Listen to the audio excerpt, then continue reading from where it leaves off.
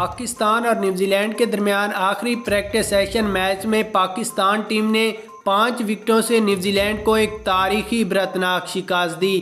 اس match جیتنے کی جو اصل وجہ سامنے آئی ہے وہ ہے محمد حارث اور فخر زمان، جنہوں نے اوپننگ کر تباہی مچا دی ہے۔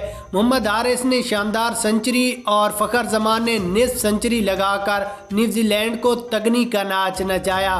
بابر اعظم 1 ڈاؤن اور اس کے بعد محمد رضوان نے بعد میں بیٹنگ کی ہے۔ یہاں پر آپ کو آخری پریکٹس میچ کی مکمل ہائی لائٹس بابر اور حارث کی چھکے دکھائیں گے۔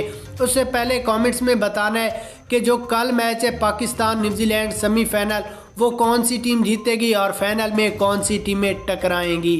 اس کے بعد اگر یہاں پر آج کے پریکٹس سیشن میچ کی بات کریں تو محمد حارث اور فخر زمان نے بہت ہی اچھی اننگز کھیلتے ہوئے 76 رنز کی شاندار پارٹنرشپ لگائی، جس میں 6 چھکے اور 4 چوکے ان کی اننگز میں شامل تھے۔ اس کے بعد پاکستان ٹیم نے یہ میچ آسانی سے 5 وکٹوں سے فتح حاصل کی۔ نیوزی لینڈ کی ٹیم صرف 126 رنز بنائے، جبکہ پاکستان ٹیم نے 18.1 اوور میں 128 رنز بنائے اور 5 کھلاڑی آؤٹ ہوئے۔ محمد حارث کو مین آف دی میچ دیا گیا، جبکہ فخر زمان کو بھی کافی انعامات دیے گئے۔ اس کے بعد شہنشاہ افریدی کی بات کریں تو انہوں نے 3 کھلاڑیوں کو آؤٹ کیا۔ نسیم شاہ نے صرف 1 ہی وکٹ حاصل کی۔